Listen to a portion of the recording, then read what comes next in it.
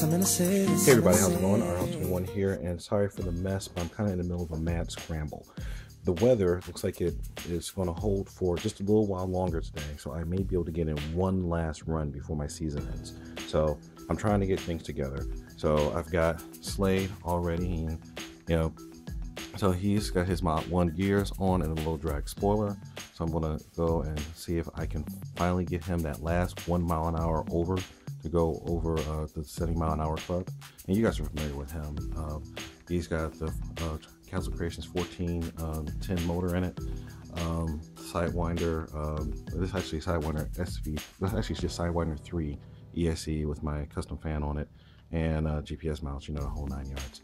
So GTR shocks and springs to make them ride a little bit better. I'm still using the Jayco foams. After a lot of back and forth, I've pretty much decided that the Jayco foams with traction compound can do the job that I need to do. And the nice thing about them is that, unlike the GRPs and other things, they will not explode. So, if I'm getting the traction I need out of it so far, so I'm just going to keep rocking with them. And as you can see over here, I've got plenty of other backup foams that are in much better condition if this is really what's keeping me away from hitting my goals. Because these are actually, I call them my practice foams because they're kind of chewed up, and but at 69 or 68 point whatever miles an hour over and over and over again, they're holding on really well. They still seem to be holding their balance, and there's no reason to change them and start to mess up my pristine tires, which I haven't reserved yet. So I'm just going to keep rolling with those and see how far they can go. Now over here, I haven't spent a whole lot of time on this guy lately, but this is Dizzy. Now I'm doing gearing changes right now just to make sure that everything's through, because I've kind of gone back and forth, and if you've watched the previous videos, you saw that I think that my speed limitations have been largely due to limitations of the power system. So since I'm not at the point now where I can just toss away my sidewinders, the easiest way to try to get that extra couple miles an hour is just to reduce the drag. So that's the whole point of the low drag spoiler. And also, since it seems like my gearing is irrelevant, I've gone from and I'm not one of those guys who hides my gearing, so because all you need to do if you're savvy is just go to an online RC calculator, and it will tell you exactly what set of gears that you want to do for whatever gearing you're going to. But since my power system is being limited, I'm not hitting the limit of my gears anyway. So right now I'm rocking, I've got 36 tooth pinions, or 36 tooth spur gears, and this is a 20 tooth pinion, and got the same on over here on Dizzy. And I was using my 25s. You can see the difference in size between this. This is a 25 tooth Mod 1. That's a 20. And before I had a 15, and just kind of show you the comparison between these two. Just kind of shake out and just see where how they were performing with the different gearing. If you go to lower gearing, it accelerates up faster, but it reaches a slower maximum speed. So I was ramping up to just under 60 miles an hour with a 15 tooth gear, but then when I switched to this 25 and the 20 tooth gears before, it was maxing out at almost 70. So that said that the same speed both times, but said that I was hitting drag wall. So to remedy that, like I said, with the low drag spoiler, you can see there's no camera in there at all. That's really low drag.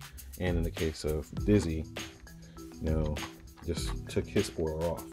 Just with that off in the McLaren F1 body is actually pretty clean.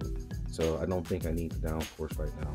So as you can see, and if you could smell, if I had smell-o-vision, you could smell it. But I just treated the wheels with traction compound.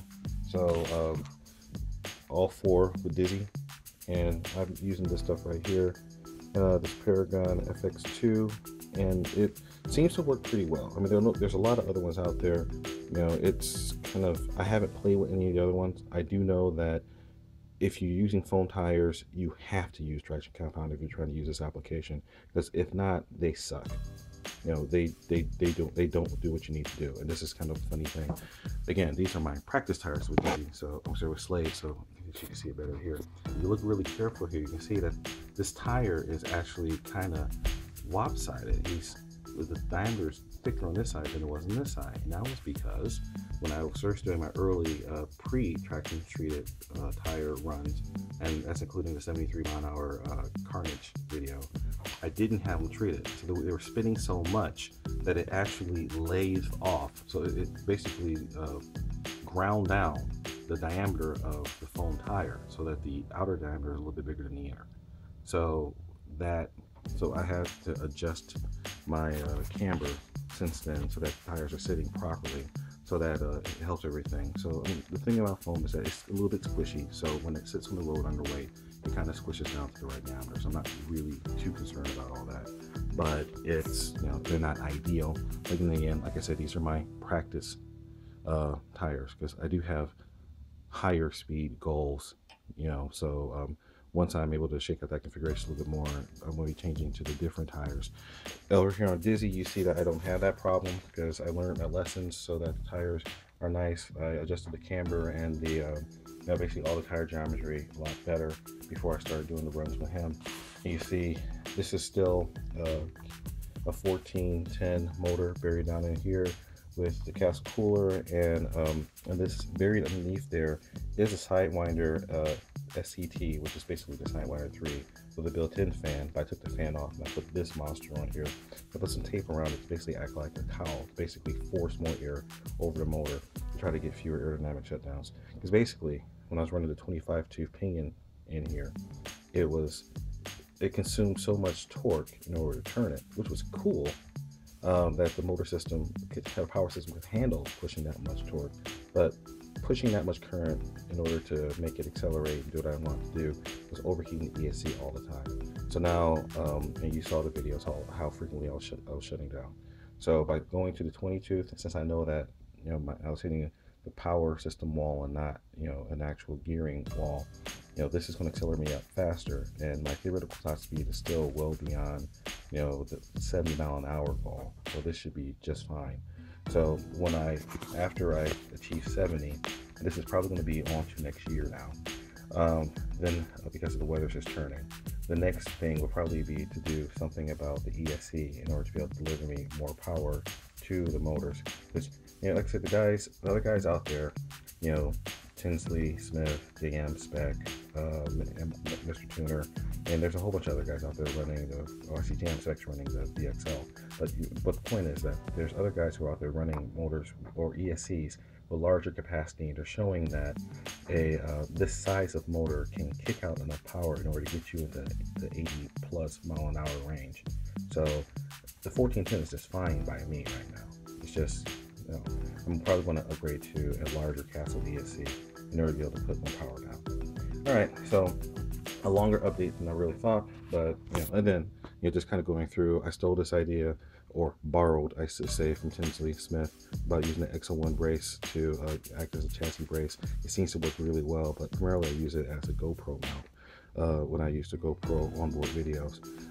But, you know, basically it's a slash, I start off life as a rally that's been essentially upgraded to a slash LCG, just shy of a platinum. I've got the sway bars, you know, built on here, and they work really well, keep it stable at speed. I have the GTR shocks for the year again. You know, I've got whites on the front, greens on the back. I'm actually going to be changing those ratios a little bit because you see I've got a lot of preload on the rear. So I've got an assortment of GTR shocks I'm going to play around with to see what's the best overall ride configuration. But again, you've got the Jayco foams on all sides. There's been traction compound. These are the larger ones, so that gives me a little bit of mechanical advantage to help out the top speed. Whereas over here on Slade, I've got the low profile ones. So, and the slashes have different gearing anyway, so you guys are aware about all that. So it gives them both slightly different theoretical top speeds. But as I said before, I'm not really being limited by gearing and all the ratios right now. It's a power thing. So the order of the day is getting the car bodies low, getting everything clean so I can be lower drag and see what I can do. All right, so wish me luck, guys. RHouse21 signing off. Always remember, fly, fix, break it, fix it, do it all over again. Like, comment, and subscribe, and you know all that jazz. Wish me luck. Peace.